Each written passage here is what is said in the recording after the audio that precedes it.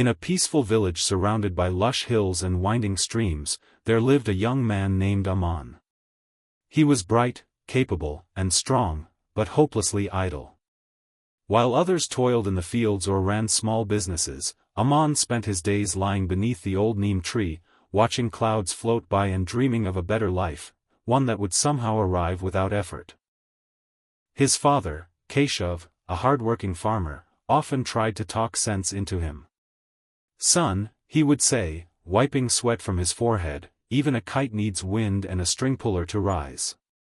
Dreams without effort are just empty thoughts." But Aman would only shrug and reply, "Why worry, Baba? My time will come." Seasons changed, and life moved on.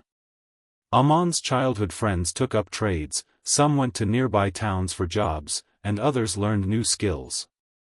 Aman stayed in the same place, waiting, hoping, doing nothing.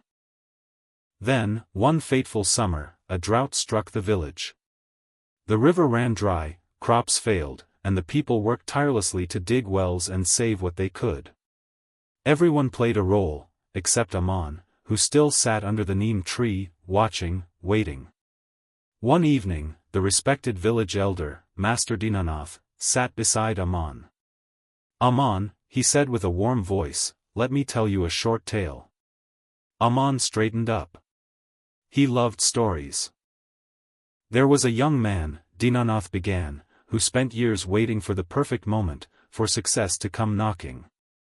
But nothing ever happened. One day, when he had lost everything, he finally decided to act.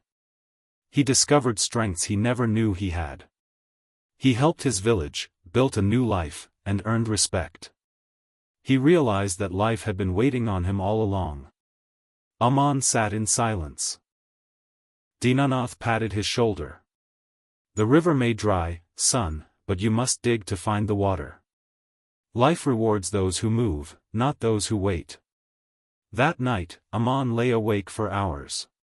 For the first time, the quiet didn't feel peaceful, it felt empty. He thought about his father's tired hands, his friends' achievements, and the wise elder's words. At dawn, Aman walked to the field where his father was working. "I want to help," he said, his voice steady. At first, it was hard. His hands blistered, his back ached. But he didn't give up. He learned to till the land, fix broken tools, and manage the harvest. He even helped neighbors, picked up carpentry, and began teaching village kids under the same neem tree where he once wasted his days. Months passed. The village slowly recovered. And so did Aman.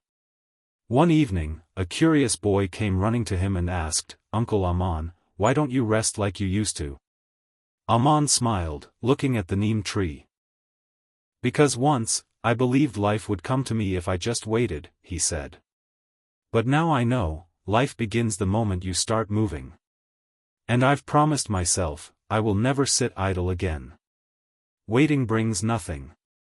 Only effort, action, and persistence can change our destiny. No matter where you start, greatness begins the moment you rise from idleness. Never sit idle again, the world needs your spark."